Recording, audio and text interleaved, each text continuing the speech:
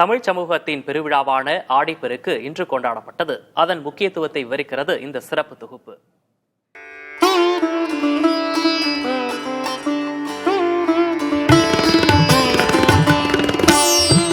வான் பொய்யினும் தான் பொய்யா மலைத்தல இய கடற்காவிரி என்கிறது தமிழின் மிக தொன்மையான இலக்கியங்களில் ஒன்றான பட்டினப்பாலை.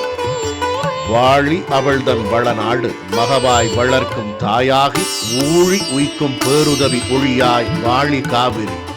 இது சிலம்பை வடித்த இளங்கோவின் கூற்று. இவை மட்டுமல்ல, கம்பன் உள்ளிட்ட கவிகள் பலவும் போற்றி பரவிய பெரும் தெய்வம் காவிரி.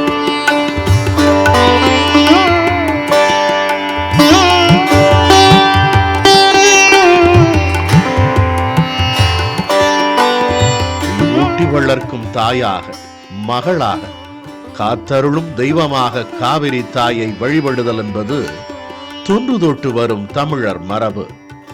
ஆதி தமிழ் குடிகள் பயிர்த்தொழில் எனும் உயிர் தொழிலை தொடங்கியது காவிரி பாயும் சோழ வளநாட்டில்தான். இவ்வுயிர் தொழில் காக்கும் காவிரி பொங்கி பரவி பாய்வதை வரவேற்று வணங்கும் பொருட்டு தொடங்கியதே ஆடிப்பெருக்கு விழா.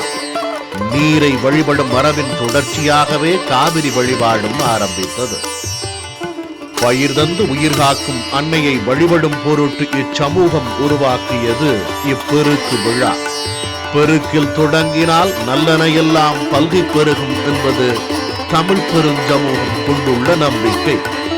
பெரும்பாலும் வானியல் நகர்வுகளை கொண்டே பிற விழாக்கள் கொண்டாடப்படும் நிலையில் ஆடி மாதம் 18ஆம் நாள் என குறிப்பிட்டு இப்பெருக்கினை கொண்டாடுவதன் மூலம் ஆற்றில் நீர்வரவை, அதன் மூலம் அந்நாளில் தொடங்க வேண்டிய பணிகளை கணக்கிட்டு இச்சமூகம் இவ்விழாவினை முன்னெடுத்துள்ளதாக குறிப்பிடுகின்றனர்.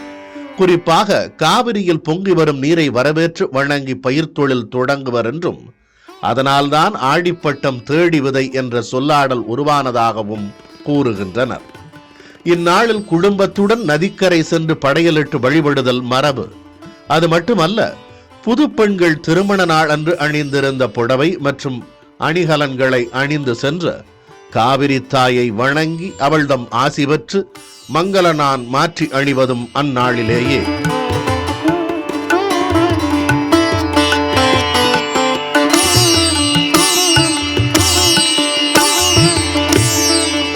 மங்கையர்தம் மங்கள நான் மாற்றி கோப்பதோடு காவிரி தாயிடம் ஆசி வருவதும் அந்நாளிலேயே.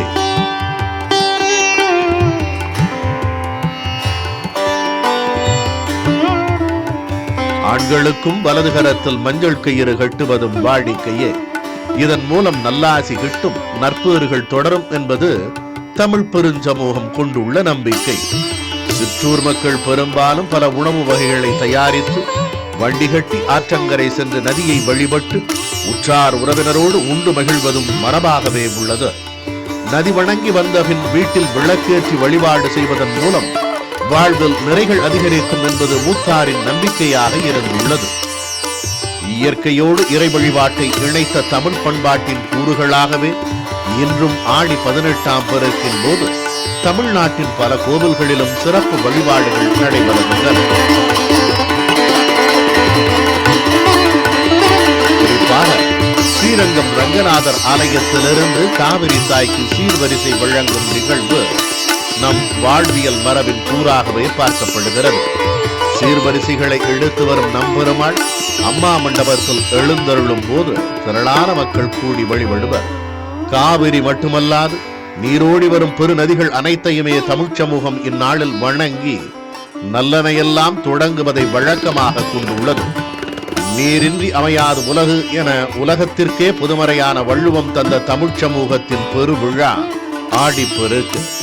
நீருக்கான மரியாதை தரும் நாள் மட்டுமல்ல, அது மனிதகுலத்தை வாழ்விக்கும் சுற்றுச்சூழலை காக்க வேண்டியதன் அவசியத்தையும் இயற்கையோடு இயந்ததே இவ்வாழ்க்கை என்பதையும் அடுத்தடுத்த தலைமுறைகளுக்கு கடத்தும் திருநாளும் அது.